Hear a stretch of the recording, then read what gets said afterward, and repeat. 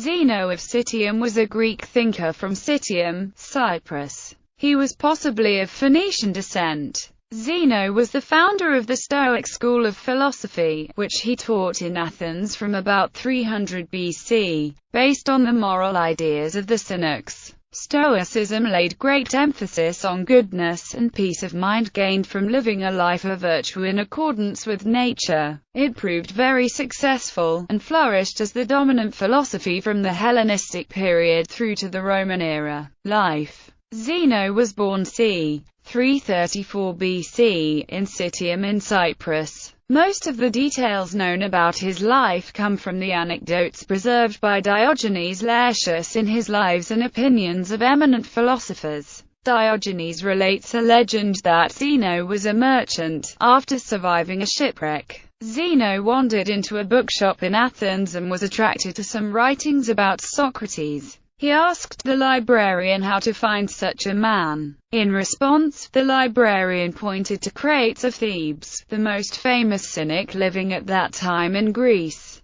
Zeno is described as a haggard, tanned person, living a spare, ascetic life. This coincides with the influences of Cynic teaching, and was, at least in part, continued in his Stoic philosophy. From the day Zeno became Crates' pupil, he showed a strong bent for philosophy, though with too much native modesty to assimilate Cynic shamelessness. Hence Crates, desirous of curing this defect in him, gave him a potful of lentil soup to carry through the Ceramicus, and when he saw that Zeno was ashamed and tried to keep it out of sight, Crates broke the pot with a blow of his staff. As Zeno began to run off in embarrassment with the lentil soup flowing down his legs, Crates chided, "Why run away, my little Phoenician? Nothing terrible has befallen you." Apart from Crates, Zeno studied under the philosophers of the Megarian school, including Stilpo, and the dialecticians Diodorus Cronus, and Philo.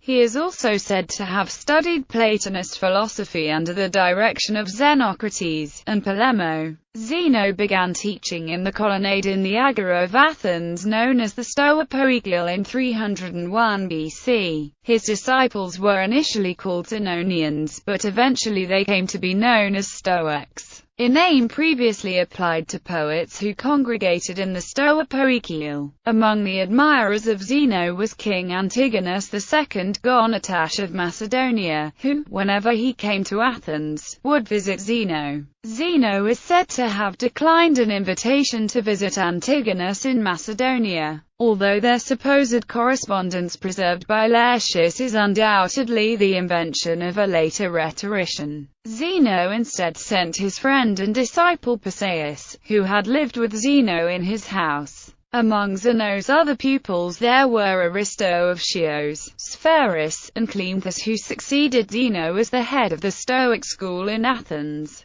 Zeno is said to have declined Athenian citizenship when it was offered to him, fearing that he would appear unfaithful to his native land, where he was highly esteemed. We are also told that Zeno was of an earnest, if not gloomy disposition, that he preferred the company of the few to the many, that he was fond of burying himself in investigations, and that he had a dislike to verbose and elaborate speeches. Diogenes Laertius has preserved many clever and witty remarks by Zeno, the veracity of which cannot be ascertained. Zeno died around 262 BC. Laertius reports about his death. As he was leaving the school he tripped and fell, breaking his toe. Striking the ground with his fist, he quoted the line from the Niobe, I come, why dost thou call for me?" and died on the spot through holding his breath. During his lifetime, Zeno received appreciation for his philosophical and pedagogical teachings. Among other things, Zeno was honored with the Golden Crown, and a tomb was built in honor of his moral influence on the youth of his era. The crater Zeno on the Moon is named in his honor. Philosophy. Following the ideas of the academics, Zeno divided philosophy into three parts: logic, physics, and ethics, the end goal of which was to achieve happiness through the right way of living according to nature. Because Zeno's ideas were built upon by Chrysippus and other Stoics, it can be difficult to determine, in some areas, precisely what he thought. But his general views can be outlined. Logic. In his treatment of logic, Zeno was influenced by Stilpo and the other Megarians. Zeno urged the need to lay down a basis for logic because the wise person must know how to avoid deception. Cicero accused Zeno of being inferior to his philosophical predecessors in his treatment of logic, and it seems true that a more exact treatment of the subject was laid down by his successors, including Chrysippus. Zeno divided true conceptions into the comprehensible and the incomprehensible, permitting for free will the power of assent in distinguishing between sense impressions. Zeno said that there were 4 stages in the process leading to true knowledge, which he illustrated with the example of the flat, extended hand, and the gradual closing of the fist. Zeno stretched out his fingers, and showed the palm of his hand. Perception, he said, is a thing like this. Then, when he had closed his fingers a little, assent is like this. Afterwards, when he had completely closed his hand, and showed his fist, that, he said, was comprehension. From which simile, he also gave that state a new name, calling it catalepsis. But when he brought his left hand against his right, and with it took a firm and tight hold of his fist, knowledge, he said, was of that character, and that was what none but a wise person possessed. Physics. The universe, in Zeno's view, is God, a divine reasoning entity, where all the parts belong to the whole. Into this pantheistic system he incorporated the physics of Heraclitus. The universe contains a divine artisan fire, which foresees everything, and extending throughout the universe, must produce everything. Zeno, then, defines nature by saying that it is artistically working fire, which advances by fixed methods to creation. For he maintains that it is the main function of art to create and produce, and that what the hand accomplishes in the productions of the arts we employ, is accomplished much more artistically by nature, that is, as I said, by artistically working fire, which is the master of the other arts. This divine fire, or ether, is the basis for all activity in the universe, operating on otherwise passive matter, which neither increases nor diminishes itself. The primary substance in the universe comes from fire, passes through the stage of air, and then becomes water, the thicker portion becoming earth, and the thinner portion becoming air again, and then rarefying back into fire. Individual souls are part of the same fire as the world soul of the universe. Following Heraclitus, Zeno adopted the view that the universe underwent regular cycles of formation and destruction. The nature of the universe is such that it accomplishes what is right and prevents the opposite, and is identified with unconditional fate, while allowing it the free will attributed to it.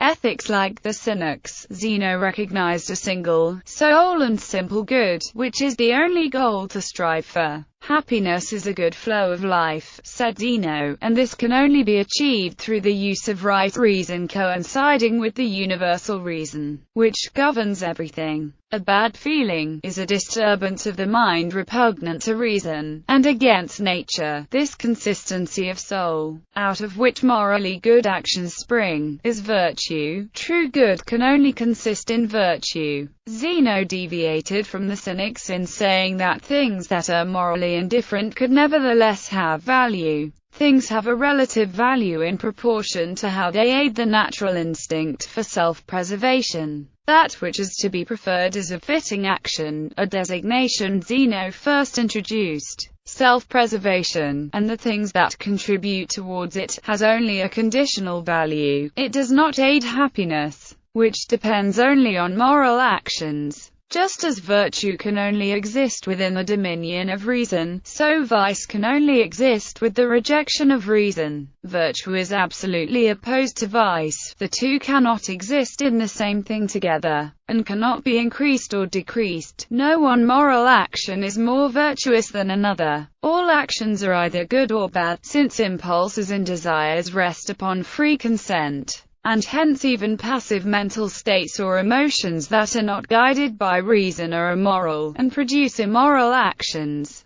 Zeno distinguished four negative emotions: desire, fear, pleasure and pain, and he was probably responsible for distinguishing the three corresponding positive emotions: will, caution, and joy, with no corresponding rational equivalent for pain. All errors must be rooted out, not merely set aside, and replaced with right reason. Works. None of Zeno's writings have survived except as fragmentary quotations preserved by later writers. However, the titles of many of Zeno's writings are known and are as follows. Ethical writings. Pi omicron lambda iota tau epsilon iota alpha republic theta iota kappa alpha ethics pi epsilon rho tau omicron kappa alpha tau phi epsilon sigma iota nu beta iota omicron epsilon on life according to nature pi epsilon rho mu sigma pi epsilon rho nu theta rho omega pi omicron epsilon phi epsilon sigma epsilon omega sigma on impulse, or on the nature of humans pi epsilon rho pi alpha theta nu on passions pi epsilon rho tau omicron kappa alpha theta eta kappa omicron nu tau omicron sigma on duty pi epsilon rho nu omicron mu omicron epsilon on law pi epsilon rho lambda lambda eta nu iota kappa sigma pi alpha iota delta epsilon iota alpha sigma on Greek education, rho omega tau iota kappa tau epsilon chi nu eta the art of love. Physical writings.